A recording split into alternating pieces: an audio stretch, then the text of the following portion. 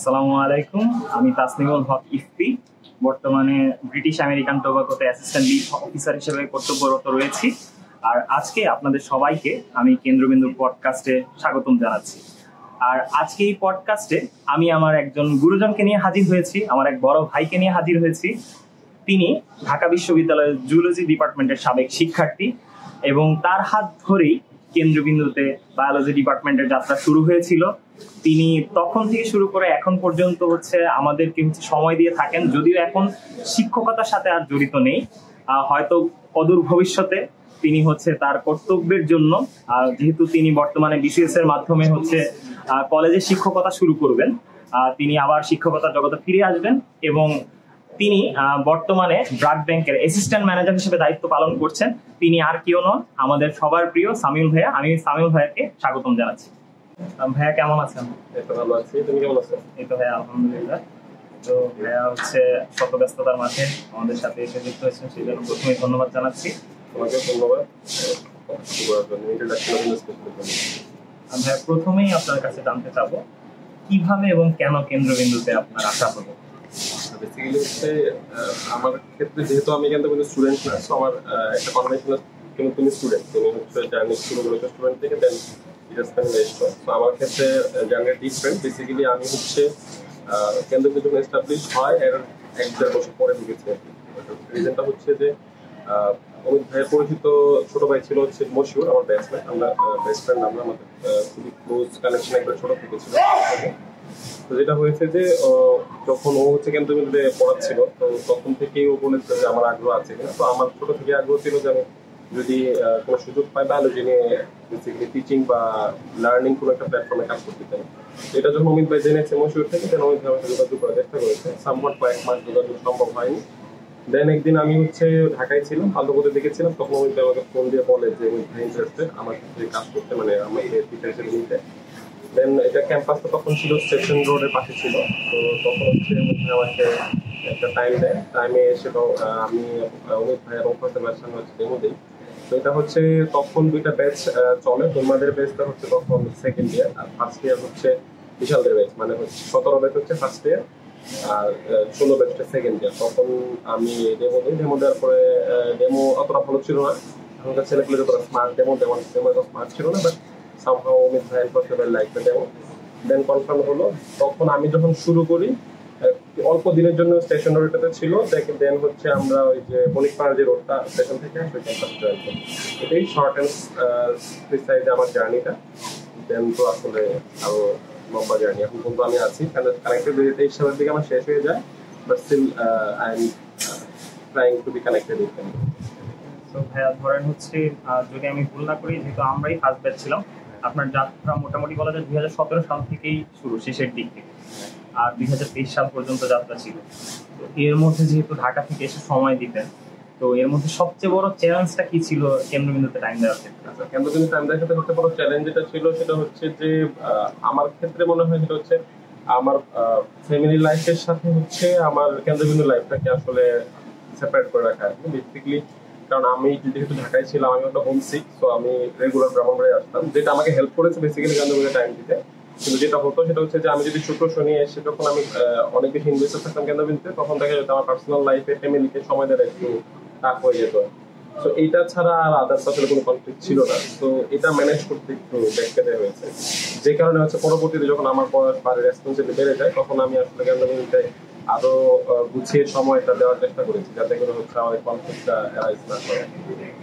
আর ভাইয়া যেহেতু আপনার, আমরাও লক্ষ্য করে দেখছি আপনি যখন জব লাইফেও জয়েন করেছিলেন, জয়েন করার পরে কেন্দ্রবিন্দুতে মাঝখানে টিচারের একটা সংকটও গিয়েছে, তখন পর্যন্ত আপনি মাঝে মাঝে এসে সময় দিয়েছেন যখনই সুযোগ পেয়েছেন। এই সময় দেওয়ার পিছনে যে কারণ বা ডেডিকেশনটা আপনার মধ্যে কিভাবে? রিজনটা দুইটা, একটা বেসিক্যালি কেন্দ্রবিন্দুর প্রতি তো একটা মানসিক কানেকশন তৈরি হয়েছে, এটা তো বড় অপেক্ষা রাখে না। কিন্তু আরেকটা বিষয় যেটা সেটা যে আমি যখন একটা ব্যাচ শুরু করি, ওই ব্যাচ তো আর জানতো না যে আমি আসলে জবে ঢুকে যাবো, রাইট? সো ওই ব্যাচের স্টুডেন্ট যদি একটা স্টুডেন্টও থাকে, হয়তো ওই ব্যাচের 40টা স্টুডেন্ট ছিল, ওইটা এখন ভর্তি পরীক্ষা যারা জয়েন করে তাদের ব্যাচ মোস্ট প্রবলি, আমি তো ভুল না হই। সো ওই ব্যাচের স্টুডেন্টরা যখন ক্লাস করছিল তখন ওরা এক্সপেকটেশন নিয়ে এসেছে যে আমার বায়োলজি ক্লাস সিলেবাস আমার কেন্দ্রবিন্দু থেকে শেষ হবে, রাইট?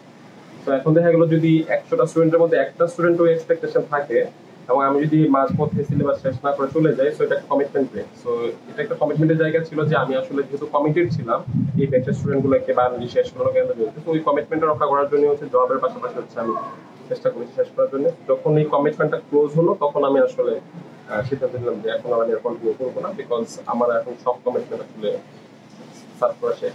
এটাই মূল কারণ ছিল। কারণ আমি এরকম ভাবে জার্নিটা শেষ করতে চাই নাই যে আমি যখন কেন্দ্রবিন্দু থেকে বের হয়ে যাবো তখন একটা ছেলে আমাকে বলবে যে হচ্ছে বা একটা মেয়ে বলবে যে সামুল ভাই, কারণ আমি বায়োলজি পড়া শুরু করেছিলাম বা কেন্দ্রবিন্দু আমি বায়োলজি পড়া শুরু করেছিলাম, কেন্দ্রবিন্দু আমাকে সিলেবাস শেষ না করে আমাকে ক্লোজ করে দিয়েছে, আমি বিপদে পড়েছি। কেন্দ্রবিন্দুর জন্য কোনো স্টুডেন্ট বিপদে পড়বে এই কোনো ধরনের শব্দ যেন ব্যাকগ্রাউন্ডে ক্রিয়েট না হয়, বাস যেন ক্রিয়েট না হয়, সেই জন্য মূলত এই আর ভাই এত বছরের পথ চলার মধ্যে আপনার যদি কোনো একটি স্মরণীয় দিন বা ঘটনা আমাদের সাথে শেয়ার করেন। স্পেসিফিকলি আমার জন্য এককভাবে স্মরণীয় ঘটনা তো বলা যাবে না, বাট আমার ক্ষেত্রে মনে হয় সবচেয়ে কানেক্টিং ব্যাচ দুইটা হচ্ছে তোমাদের যে ব্যাচ 16 ব্যাচ আর হচ্ছে 17 batch. 18 batch sort of connected, but 16-17 batch সবচেয়ে কানেক্ট। তো 16-17 ব্যাচের বিদায়টা আমার জন্য অনেক বেশি মেমোরেবল আর কি। এই দুইটা বিদায় ছাড়া আর খুব বেশি স্পেসিফিকলি মেমোরেবল বলা যায় না। আর আমার শেষ ক্লাস যেদিন ছিল, যদি বলি যে প্রফেশনালি যদি বলি একবারে হিসেব করা শেষ ক্লাস হিসেবে ওইটা আমার সবসময় দিন ছিল, ওই আমি ছবিটি তুলেছিলাম আর কি। সো এই দুইটা দিন ছাড়া আলাদা করে আসলে প্রত্যেকটা টাইমিং এ মনে যায় সুন্দর যায়। সো কেন্দ্রবিন্দুর ভেতরে এই দুইটা দিনই মনে করা যায় আসলে, বিদায় দুইটা আর লাস্ট ক্লাস। ভাইয়া এতদিনের পথ চলায় আপনি তো অনেক পরিবর্তন লক্ষ্য করেছেন কেন্দ্রবিন্দুতে, এর মধ্যে কোন জিনিসগুলোকে আপনি পজিটিভ মনে করেন আর কোন জিনিসগুলো ভবিষ্যতে দেখতে চান কেন্দ্রবিন্দুর কাছ থেকে? আচ্ছা, পরিবর্তনের মধ্যে সবচেয়ে বড় পরিবর্তন যেটা হচ্ছে জায়গা স্পেস বেড়েছে, ঠিক আছে, এটা একটা ভালো পরিবর্তন। কারণ হচ্ছে সবসময় একটা ডিমান্ড থাকে স্টুডেন্টের যে জায়গা সংকলন হচ্ছে না, বাট এখন এই ডিমান্ডটা হয়তো আর ওরকম আসবে না, কারণ যথেষ্ট স্পেস আছে। এটা গেল একটা ফার্স্ট। সেকেন্ড চেঞ্জ যেটা হচ্ছে আমাদের এক্সট্রা কারিকুলার অ্যাক্টিভিটির ডাইনামিজমটা বেড়েছে। আগে যেটা হতো শুরুর দিকে শুধু কালচারাল অ্যাক্টিভিটিতেই সেটা সীমাবদ্ধ থাকতো, বাট এখন বিভিন্ন ধরনের প্রতিযোগিতা হয়, স্পেশালি ডিবেট হয়, যেটা তুমি হচ্ছে পায়োনিয়ারদের একজন। সো তোমাদের হাত ধরে যে ডিবেটটা শুরু হয়েছে এটা একটা মারাত্মক পজিটিভ দিক, কারণ ব্রাহ্মণবাড়িয়াতে একটা ডিবেট ক্লাব আছে যেটা তুমি আছো, তুমি জানো আসলে ব্রাহ্মণবাড়িয়াতে কি অবস্থা ডিবেটের, অনেক অপরচুনিটি আছে এখান থেকে ভালো করার। তো এই ভালো করার অপরচুনিটি গুলোর মধ্যে কন্ট্রিবিউট করতে পারছে, that is also great achievement আসলে পড়াশোনার পাশাপাশি। এটা একটা ভালো পরিবর্তন। আর আরেকটা বড় পরিবর্তন হচ্ছে আগে যেটা হতো সেটা হচ্ছে টিচার্স প্যানেল যেহেতু একটু সংকীর্ণ ছিল, তখন দেখা যেত exam centric approach to tough হয়ে যেত আমাদের, আমরা সময় মতো সব এক্সাম শেষ করতে পারতাম না, বাট এখন এটা অনেক বেটার হয়েছে, এখন এক্সাম রেগুলার হয়। তো এইগুলো হচ্ছে ভালো দিক। আর আরো ভালো দিক যেটা করা যায় সেটা হচ্ছে আমার কাছে মনে হয় সেটা হচ্ছে যে শিক্ষার্থীদেরকে শুধুমাত্র ভর্তি পরীক্ষায় ভালো করার যে ইন্সপিরেশনের পাশাপাশি হচ্ছে ওভারঅল সকল সাবজেক্টে ভালো করে এইচএসসিতে একটা বড় স্কোর নিয়ে আসা, এটাতেও আরো এনফোর্স করার সুযোগ আমার কেন্দ্রবিন্দুর আছে। রাইট, কেন্দ্রবিন্দু যখন স্টুডেন্ট প্রবেশ করে তখন তার ফার্স্ট একটা আইডিয়া থাকে যে আমি বুয়েটে চান্স পাবো বা আমি ঢাকা বিশ্ববিদ্যালয়ে চান্স পাবো। এটা is a very good thing, এটা অবশ্যই খুব ভালো। কিন্তু এটার পাশাপাশি ফার্স্ট যদি সে ঢাকা বিশ্ববিদ্যালয়ে চান্স পেতে চায় তাকে আগে এইচএসসিটা খুব ভালো করতে হবে। সো ওই দিকে আমার মনে হয় আরো এনফোর্স করার সুযোগ আছে সাইকোলজিক্যালি, যাতে করে একটা ছেলে, আমি বিশ্বাস করি যেটা হচ্ছে একটা ছেলে যদি এইচএসসিতে খুব ভালো পড়াশোনা করে, খুবই ভালো পড়াশোনা করলে বাংলাদেশের সব বিশ্ববিদ্যালয়ে সে চান্স পায়। সো ওই জায়গাটা এইচএসসির ব্যাকগ্রাউন্ডটা যেন আরো স্ট্রং হয়, সেই জন্য এইচএসসি ফোকাস হওয়ার ক্ষেত্রে আমার মনে হয় কিন্তু আরো কন্ট্রিবিউট করার সুযোগ আছে। আর ভাইয়া হচ্ছে এই যে এত বছর ধরে কেন্দ্রবিন্দুর সাথে আছেন, অবশ্যই অনেক কিছু প্রাপ্তি হয়েছে আপনার, সেগুলো যদি কিছু আমাদের সাথে। আচ্ছা, আমার ক্ষেত্রে আমার ব্যক্তিগত প্রাপ্তি অনেকগুলো। বেসিক্যালি যদি তোমার মনে আছে কিনা আমি জানি না, তোমাদের সাথে আমার ফার্স্ট ক্লাস, তো তখন আমার এরকম হতো যে আমি ফার্স্ট দুইটা বেঞ্চের বাহিরে আসলে তাকাতে পারতাম না, মানে আই ওয়াজ নট কনফিডেন্ট যে আমি এতগুলো মানুষের সাথে কথা বলবো। তো কেন্দ্রবিন্দুর এই মাধ্যমে আসলে আমার সেলফ কনফিডেন্স গ্রো করা, পাবলিক স্পিকিং গ্রো করা, এগুলো গ্রো করেছে। এই যে আমি এত স্পন্টেনিয়াসলি কথা বলতে পারছি, দ্যাট ওয়াজ নট পসিবল আসলে 2015-16-তে। আমি যখন 2016-তে প্রথম ক্লাস নেই কেন্দ্রবিন্দুতে, তখন এটা পসিবল ছিল না। আই গট নার্ভাস যে আমি কিভাবে কথা বলবো, আমার কথা স্পিড এখন অনেক বেশি, বাট তখন স্পিডের পাশাপাশি হচ্ছে নার্ভাসনেস চলে আসবে। তো এই যে ব্যক্তিগতভাবে আমার নিজেকে বিল্ড করা, আমার নিজেকে এক্সপ্রেস করার ক্যাপাসিটিটা কেন্দ্রবিন্দু থেকে আসছে। আমার জীবনে হচ্ছে সবচেয়ে প্রিয় অনেকগুলো মানুষের সাথে সম্পর্ক হয়েছে কেন্দ্রবিন্দু থেকে, আমি আমার অনেক শুভাকাঙ্ক্ষী পেয়েছি। তো এগুলো আমার ব্যক্তিগত অ্যাচিভমেন্ট অনেক বড়, বাট এর মধ্যে শর্ট এন্ড প্রিসাইজলি বললে কয়েকটা অ্যাচিভমেন্ট আছে যেটা হচ্ছে আমার সারা জীবন আমাকে মানে কেন্দ্রবিন্দুকে মনে করার জন্য আসলে এনার্জি দিবে আর কি। এটা হচ্ছে আর কনস্ট্রাকটিভ অ্যাচিভমেন্ট বললে সেটা হচ্ছে যে আমি আমার ডিপার্টমেন্টে পড়াশোনা যেহেতু বায়োলজিক্যাল ব্যাকগ্রাউন্ডে ছিল ছিল, সো আমি যদি কেউ অনার্স করে সে ডেফিনেটলি তার অনেক ডেপথে প্রবেশ করতাম।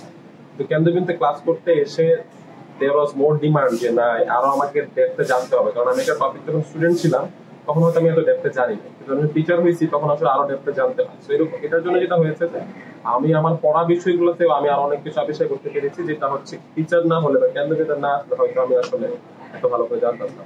সো এই হচ্ছে আমার নিজের অ্যাচিভমেন্ট বা আমার ইমপ্রুভমেন্টের জায়গা যদি বলো কেন্দ্রবিন্দু কারণে। আর ভাইয়া যদি হচ্ছে আপনাকে জিজ্ঞেস করা হয় যে সামনে ভবিষ্যতে ধরেন 10 বছর বা 20 বছর যাই হোক না কেন, আমরা তো চাই কেন্দ্রবিন্দু চিরকাল টিকে থাকুক, ভবিষ্যতে আপনি কেন্দ্রবিন্দুর কাছ থেকে কি আশা করছেন বা কোথায় দেখতে চান কেন্দ্রবিন্দু? আচ্ছা, কেন্দ্রবিন্দুর ক্ষেত্রে আমি কি আশা করছি সেটা হচ্ছে যে আশা তো শেষ না, বেসিক্যালি অনেক কিছু আশা করা যায়। তো আমি যেটা আশা করতে চাই সেটা হচ্ছে যে কেন্দ্রবিন্দু থেকে একটা ইন্টেলেকচুয়াল হাব ক্রিয়েট হবে। এটা হয়েছে অলরেডি, তোমরা যদি খেয়াল করে দেখো তোমাদের বেস থেকে এই রেভলিউশনটা স্টার্ট। আমি মনে করি না, কারণ ইটস নট লাইক যে আমি 16 বেস থেকে শুরু করতে দেখে এটা এরকম হচ্ছে, বাট আমার মনে হয় যে ইন্টেলেকচুয়াল হাব যে ব্রাহ্মণবাড়িয়াতে ক্রিয়েট হবে সেটার একবারে মূলের মধ্যে যদি 3-4টা ইনস্টিটিউট থাকে এর মধ্যে একটা কেন্দ্রবিন্দু হবে।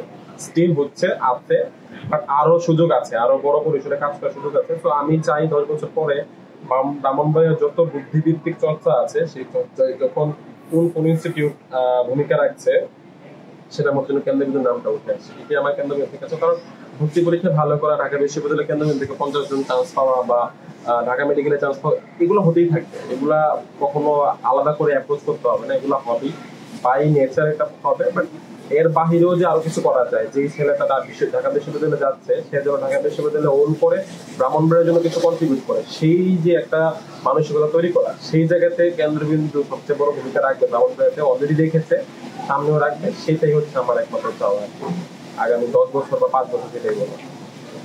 হচ্ছে নতুন যারা হচ্ছে কেন্দ্রবিন্দু জয়েন করতে যাচ্ছে তাদের একটা প্রশ্ন ছিল আপনার কাছে, যারা মাত্রই বিশ্ববিদ্যালয়ে চান্স পেল ফেজ ব্যাচ, তাদের অনেকেই কিন্তু ক্লাস নেওয়া শুরু করবে এখানে, তাদের যে প্রশ্নটা সেটা হচ্ছে যে কিভাবে হচ্ছে তাদের প্রস্তুতি নেওয়া উচিত বা তাদের জন্য আপনার উপদেশটা কি হবে যারা মাত্র জয়েন করতে যাচ্ছে শিক্ষক হিসেবে?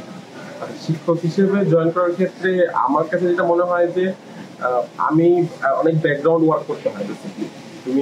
তুমিও আমার মতো অনেক লম্বা জার্নি করে দেখেছো টিচার হিসেবে, তুমিও ভালো করে জানার কথা। যেটা হচ্ছে যে যখন আমি একটা ক্লাসে আসি, যদি আমি দুইটা পরিসরের কথা বলি, একটা সাইকোলজিক্যাল ব্যাকগ্রাউন্ড থেকে ক্লাসের, আর একটা হচ্ছে পড়াশোনার ব্যাকগ্রাউন্ড থেকে, দুইটা প্যারামিটার যদি কথা বলি।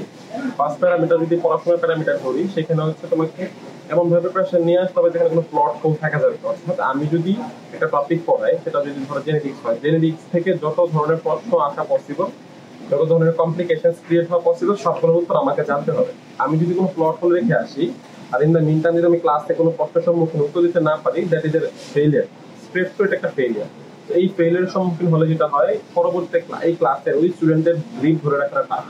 যখন স্টুডেন্টের ট্রাস্ট ব্রেক হয়ে যায় টিচারের প্রতি, ওই স্টুডেন্টগুলো টিচারের কাছে পড়াশোনা করতে আগ্রহ পায় না। ইটস নট লাইক যে সে পড়াশোনা করতে চায় না, তার আগ্রহ থাকে না, কারণ তার মাথায় একটা ধারণা হয়ে যায় যে ভাইয়া তো ভালো পড়াতে পারবে না।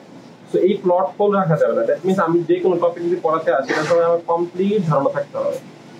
আরেকটা হচ্ছে আমি যখন ক্লাসে যাব, ক্লাসে ইকুয়ালি আমার কন্ট্রোল থাকতে হবে। অর্থাৎ আমি যদি পড়াশোনা ডেলিভার করি, একবারে কর্নারের ছেলে থেকে ফার্স্ট বেঞ্চের ছেলে সবার কাছে আমাকে সমানভাবে পৌঁছানোর ক্যাপাসিটি থাকতে হবে, তাহলে ক্লাস আসলে ভালো হয়ে যাবে। এই দুটো জিনিস মেনটেন করা যায়। এবং আর একটা বড় জিনিস যেটা হচ্ছে, ক্লাসের মধ্যে কখনো ডিস্ট্রিবিউট করা যাবে না যে ও ভালো ছেলে স্টুডেন্ট, ও খারাপ স্টুডেন্ট। তাহলে যেটা হবে যেটা হচ্ছে, যারা একটু হয়তো ভালো করার সুযোগ ছিল, সে হচ্ছে মানে অনেকটা ইনফিরিয়র কমপ্লেক্স চলে গিয়ে সে নিজেকে এক্সপ্রেস করবে না।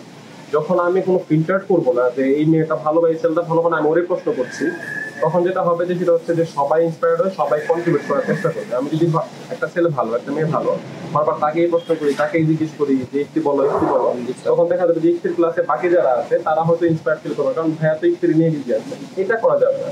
এটা কেন্দ্রবিন্দু কেউ করে না, বাট যেহেতু নতুন কথা বলা হচ্ছে এই জন্য আমি বললাম যে কেন্দ্রবিন্দু কেউ যেহেতু করে না, তার মানে বাকিদের জন্য সেক্রেটার না থাকে। এটা কোনো পড়াশোনার প্যারামিটারে। সাইকোলজিক্যাল প্যারামিটার আমি যদি বলি, সেটা হচ্ছে যে স্টুডেন্টদেরকে, যেটা অনেক বেশি করে, আমি অনেক চেষ্টা করেছি, আমি যেমন পারি না, বাট স্টুডেন্টদেরকে পুরো ক্লাস জুড়ে এঙ্গেজ রাখা। অর্থাৎ স্টুডেন্টদের কাছে এটা যেন ক্লাসে এসে খাতায় লিখে যাওয়ার জার্নি না হয়ে it's like N engagement journey. অর্থাৎ যখন স্টুডেন্ট ক্লাসে আসে, স্টুডেন্ট যদি আগের দিন জানেও যে সে আজকে জেনেটিক্স পড়বে, সে আজকে সার্কুলেটরি সিস্টেম পড়বে, কিন্তু স্টার্টটা এরকম হওয়া উচিত যে স্টুডেন্টের জন্য একটু মনে হবে না আমি আজকে নতুন কিছু পড়বো। এই জার্নিটা স্টার্ট করে পুরোটা ক্লাস এমন ভাবে ক্রিয়েট করা যাতে একটা জার্নির মতো, যেমন মুভি দেখলে কিন্তু আমরা বাজে মুভি হলো অ্যাটলিস্ট আধা ঘন্টা চললে কিনা মুভিটা দেখে ফেলি, কারণ একটা জার্নি থাকে মুভিতে, রাইট? সো ক্লাস এরকম জার্নির মতো হলে, ক্লাসের মাঝে অ্যাক্টিভিটিস থাকলে, একটু হালকা ব্রেক থাকলে এবং স্টুডেন্টদেরকে এনগেজ করালে আই থিঙ্ক স্টুডেন্টরা অনেক ভালো করবে। এবং স্টুডেন্টদেরকে এখনকার যুগে আমার প্রথম দিকে একটা ভুল ছিল, এই উল্লেখ করে দিয়েছি, হচ্ছে আমি প্রচুর লেখাতাম। প্রচুর লেখা থেকে যেটা হতো সেটা হচ্ছে বায়োলজি ক্ষেত্রে যদি বলি, লেখা থেকে যেটা হতো স্টুডেন্ট প্রচুর খাতা সেন্ট্রিক হয়ে যেত। আমার কাছে মনে হয় এটা একটা রং অ্যাপ্রোচ। আমার কাছে আজকের দিনে এসে মনে হয়, আমার কাছে মনে হয় স্টুডেন্টদেরকে রাদার বই ফোকাস করলে ভালো, কারণ আলটিমেটলি তাকে বইটা পড়িয়ে পরীক্ষায় যেতে হয়। এই জন্য যত বেশি বোঝানো যায় এবং যত বেশি বই ফোকাস তাকে রাখা যায় তত ভালো আর কি। আর প্রবলেম দিলে বাড়ির কাজের ক্ষেত্রে রাদার অ্যাসাইনমেন্টের ক্ষেত্রে সেটা হচ্ছে যে অনেক খালি লেখার টাইপ অ্যাসাইনমেন্ট না, এটা সাবজেক্ট টু সাবজেক্ট ভেরি করবে। অবশ্যই ম্যাথসের সাথে কেমিস্ট্রির অ্যাপ্রোচ মিলবে না, কেমিস্ট্রিতে বায়োলজির অ্যাপ্রোচ মিলবে না, বাট সাবজেক্টে ভেরি করলেও আমার সাজেশন থাকবে বাড়ির কাজ দিলে বাড়ির কাজগুলো যেন প্রবলেম সেন্ট্রিক হয়। এরকম প্রবলেম সেন্ট্রিক এই প্রবলেমটা সলভ করতে গেলে তাকে চ্যাপ্টারের একটা ওভারঅল আইডিয়া লাগবে, এছাড়া সে প্রবলেম সলভ করতে পারবে না।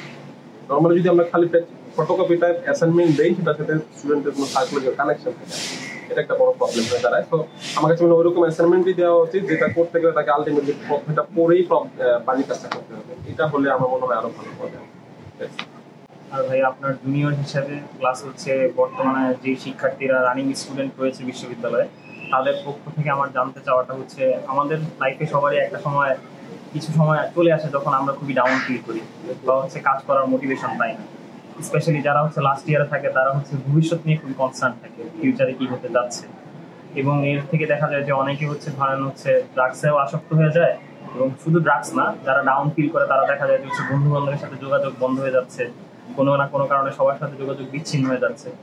এই সকল সময় কোন জিনিসটা আপনাকে মোটিভেট করে বা হচ্ছে ফিউচারের জন্য কাজ করার জন্য কোন জিনিসটা আপনাকে সবসময় মোটিভেট করে দেয়, আর আমাদেরকে কোন জিনিসের প্রতি হচ্ছে লেগে থাকা উচিত, এটা আমরা কিভাবে বুঝতে পারি, সেই নিয়ে যদি কিছু বলতেন। আচ্ছা, আমার মোটিভেট করার পিছনে মূলত ব্রাহ্মণবাড়ির ক্ষেত্রে কাজ করার যে কোনো কিছু, সায়েন্স ক্লাব, তুমি জানো আমি সায়েন্স ক্লাব নিয়ে কাজ করেছি, এখন হচ্ছে অ্যাক্টিভলি না কোনো ব্যাকগ্রাউন্ড থেকে কাজ করছি।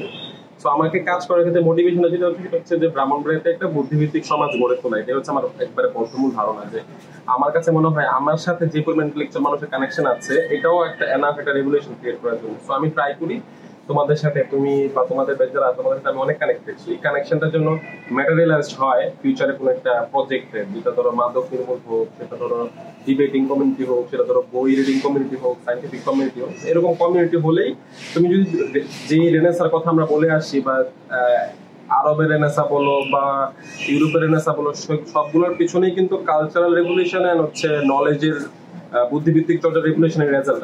তো ব্রাহ্মণবাড়িয়া থেকেও ভালো করছে না তা না, যদি আরো ভালো করতে চাই, ব্রাহ্মণবাড়িয়া যে একটা সাম্প্রদায়িক একটা ঝামেলা থাকে, আগের মতো আমরা আসলে অতটা রিলিজিয়াস বিগরনেস নিয়ে থাকতে পারি না, এই প্রবলেমটা মনে হয় জ্ঞান চর্চার কমে যাওয়ার একটা বড় কারণ। আমার এই জায়গাতে আমি কন্ট্রিবিউট করতে চাই বলে আমার একটা ইন্সপিরেশন কাজ করে। আর তোমার যে বিষয়টা বলছো সেটা হচ্ছে যে লাস্ট ইয়ারে এসে একটা ডাউনফল হয়, এটা যে আমার লাইফে হয় নাই বা তোমার লাইফে হয় না এটা কিন্তু বলা যাবে না। প্রত্যেকের লাইফেই সেলফ কনফিডেন্স ব্রেক হয়ে যায় বা হচ্ছে সেলফ বিলিফটা নষ্ট হয়ে যায়।